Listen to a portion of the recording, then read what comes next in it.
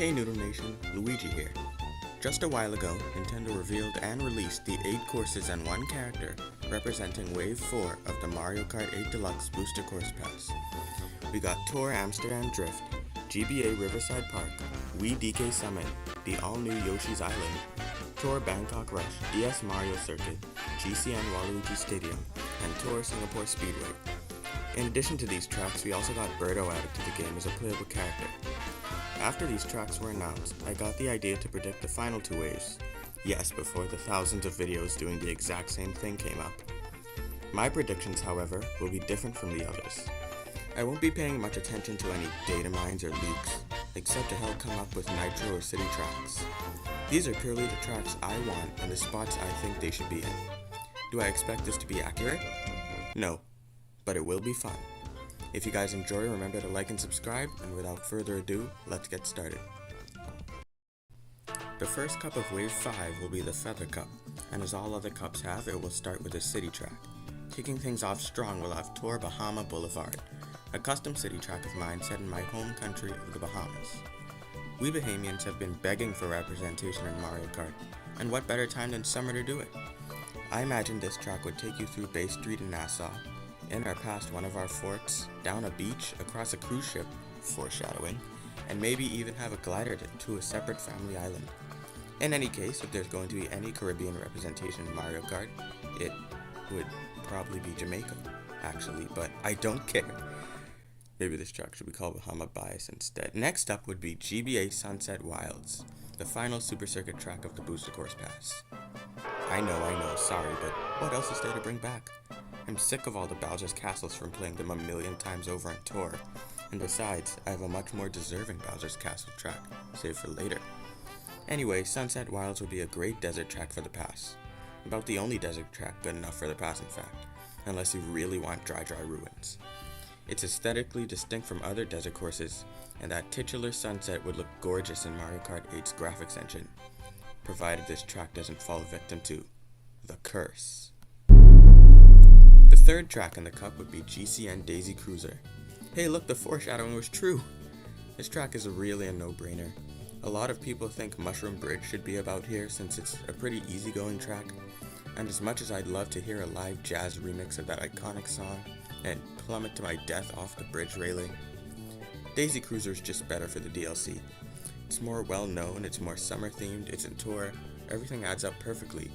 Besides, at the end of the track, drivers will leap off the ship and plunge to the bottom of the sea. For Piranha Plant Cove, dang, I'm getting good at the script writing thing. PPC already has not 1 but 2 variants in tour, making it a perfect candidate for the city track treatment. Its nighttime ocean setting would be great for the summer theming of Wave 5. It's got great music, and it's just a great track all around, whose implementation I can't wait to see.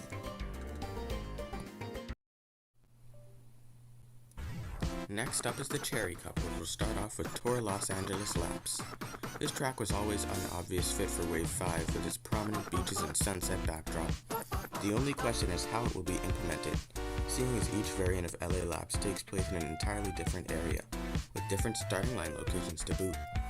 Many believe it will be treated as a section-based track like Mount Wario, Big Blue, and N64 Rainbow Road. And if so, it will be the first in the entire BCP to do so. Whatever happens, I can't wait to experience the sights and sounds of LA from home. Following Los Angeles Laps will be Wii Koopa Cape, another no-brainer. It's a fan favorite from Wii because we can't get enough of those. It's water-themed with tropical music. Hey, the stars have aligned.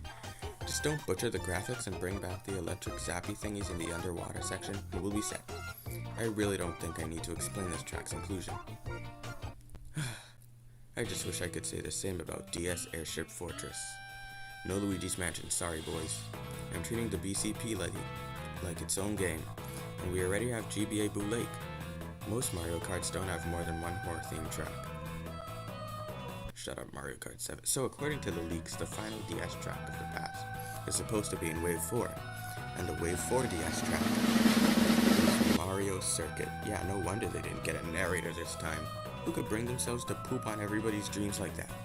But I, the mighty Luigi, being the savior that I am, have lifted you all out of the darkness and given you a second chance. You're welcome. I just want Airship Fortress. Ending the cup will be GCN Dino Jungle. DK Mountain Cans can go fall off the bridge. We already have DK Summit now. So having another Donkey Kong themed track where you are shot from a cannon to the top of a mountain that you then traverse back down to the finish line, it's overkill. Shut up, Mario Kart. Anyway, this track has never been at the end of a cup before, and I think this is the perfect opportunity for that to change. Remember the narrow bridges in the middle of the track? Widen them, just a bit mind you, and make them anti-gravity. Suddenly other racers are even more of an obstacle than the bridge itself, as they can cause you to take the plunge if run into. Add a half pipe in the temple that can send you to your doom if you're not careful, and you've got a track worthy of being the last in Wave 5.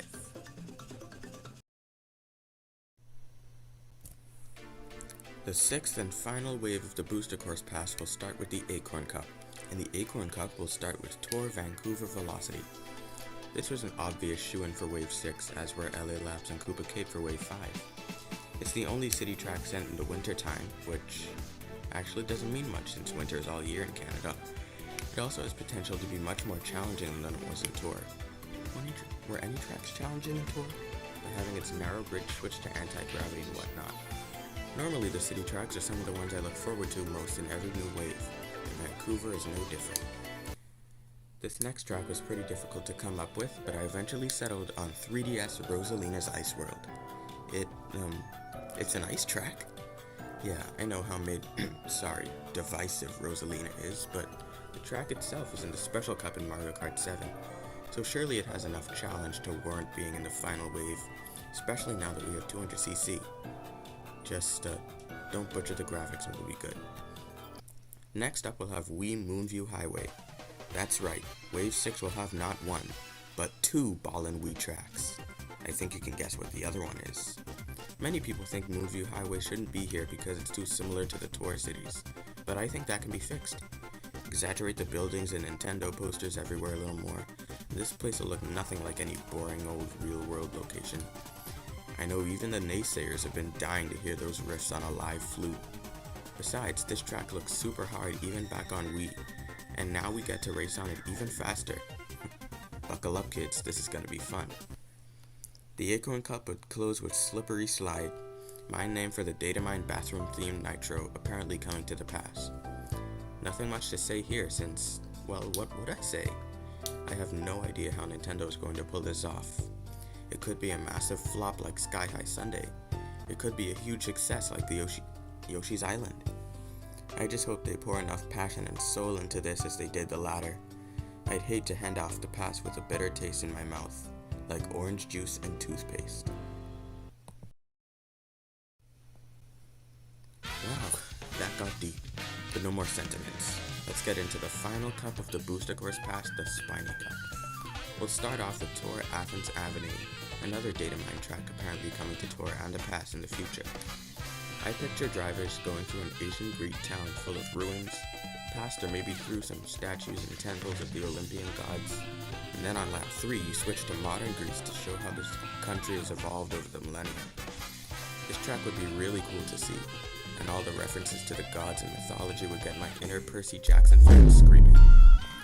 Moving on, we then race through Classroom Circuit, a custom Nitro track of mine. Now, I know what this sounds like.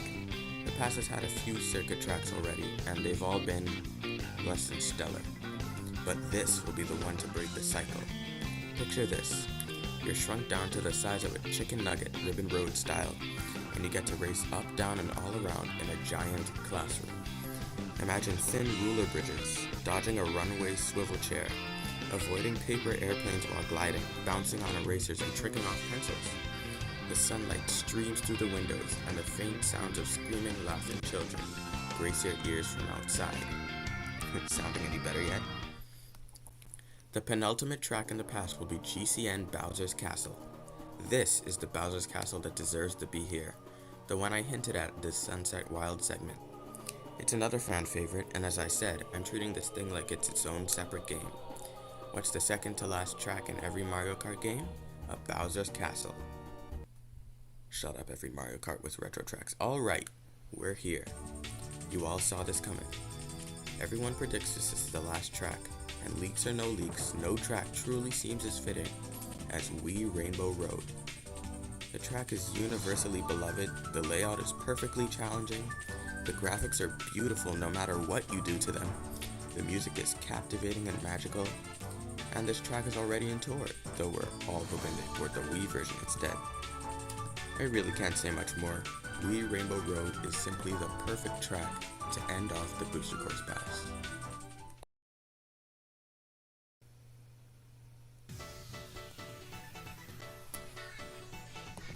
Now, as for the characters I want to return, there are 5 empty slots left on the character select screen, so I predict we're getting 2 characters with Wave 5 and 3 more with Wave 6.